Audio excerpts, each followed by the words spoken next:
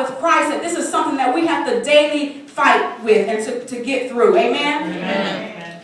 I want you to think back from when you first got saved. And for those of you who are saying that you're saved and professing salvation, I want you to think back to when you first got saved.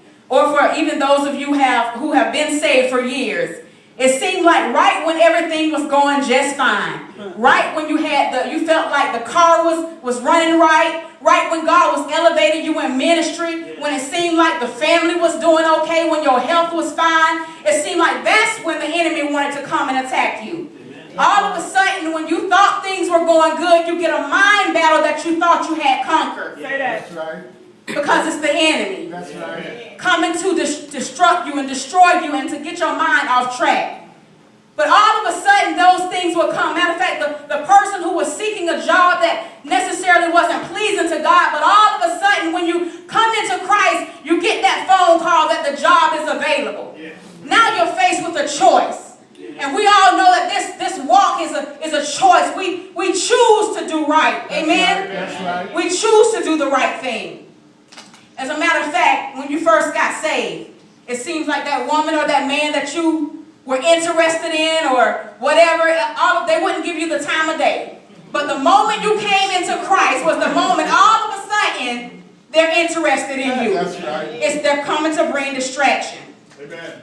Now, most would say that the problem is the distraction or the it in your life. That's right. I don't say that. I want to propose to you today that the problem is not it. The problem is how you respond to your circumstance. Amen? That's right. Because see, the problem is not when we are faced with these issues. It's what you do when they come about. Amen. That's right. We have to choose. Yes. Instead of dealing with these issues, instead of dealing with them and confronting them from the root, we choose to go ahead and indulge in them. And now we're faced with something that we are having a hard time letting loose. We're faced with the stronghold in our life. For you, your stronghold may be something different from mine. For you, your stronghold may be that you had encountered something way back years ago and all of a sudden the enemy brought that back to your mind and now you're having to battle with it again when you thought that you were over it. That's right. For you, your situation may be that you're angry all the time and you don't even know why you're angry, but your attitude just ain't right. That's right. For you, your situation might be that, the Bible tells us that we should work in order to live and make a living, but you're lazy. You don't want to work. Whatever your situation is, That's right. That's right. we have a choice. That's right. Amen. If you don't deal with these situations from the root of where it come from, they can hinder your ministry. They can dampen your witness. And see, God called us to be fruit.